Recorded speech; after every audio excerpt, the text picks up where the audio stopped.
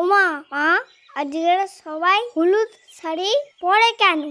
আজ তো সরস্বতী পুজো, আর সরস্বতী ঠাকুরের প্রিয় রং বাসন্তী আর সাদা, তাই সবাই আজ বাসন্তী আর সাদা রঙের শাড়ি পাঞ্জাবি পরে। ওমা, আজ শাড়ি পরছি, কাজল, লিপস্টিক, চুড়ি, টিপ পরিয়ে দেবে আমায়? দাঁড়াও, শাড়িটা আগে পরিয়ে দিই, তারপর তো ওইগুলো পরাবো। ওমা, জানো মামা এখনো ঘুমাচ্ছে। মামার আর কাজ কি, সারাদিন ঘুমানো ছাড়া? এই উঠে পড় তাড়াতাড়ি, উঠে স্নান করে নে, অঞ্জলি দিতে হবে তো। দেখ তোর ভাগ্নি কত ছোট, ও উঠে স্নান করে রেডি হয়ে গেছে, আর তুই পড়ে পড়ে এখনো ঘুমাচ্ছিস।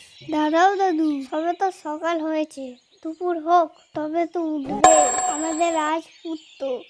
এই কি বলছিস রে? আমি সব শুনতে পাচ্ছি। একটুখানি মেয়ে পাকা পাকা কথা শিখেছে, বলবো এক্ষুনি তোর মাকে সরস্বতী পুজোর আগে কুল খেয়েছিস? হ্যাঁ বলো না, আমিও বলবো। তুমি আমাকে গাছ থেকে পেড়ে এনে খাইছো, আর নিজেও খেয়েছো।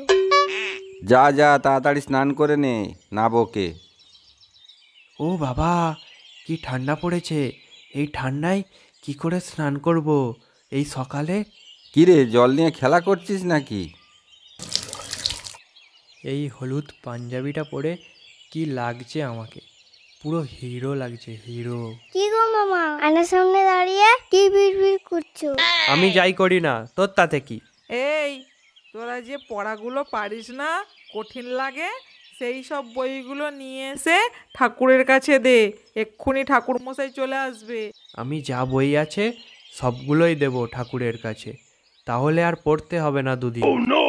মুরগান চঙ্গেসে মনসাই নব আদিগত মুনে মাতা ভোগিনী বাসকেশা জোট মনসাই নব হেতু কথা চঙ্গে দিবানো চঙ্গেসে সজদেবী নমস্তে পাশাকা মালিকা সিনিতি বিজ্জা মাসা পদ্লাকা ভূষা রশ্ম পদ্ম ব্যগ্র করা দেবী দেবী চরাচর চরাচর সারে উচা উচা সুগল শোভিত মুক্তা মুক্তা হারে বিনা পানি রঞ্জিত পুস্তক হস্তে ভগবতী ভারতী দেবী নমস্তুতে এষ চন্দন পদ্ম পুষ্প পুষ্পবিল্ল পুষ্পাঞ্জলি শ্রী শ্রী সরস্বতী দেবী নমস্তুতে।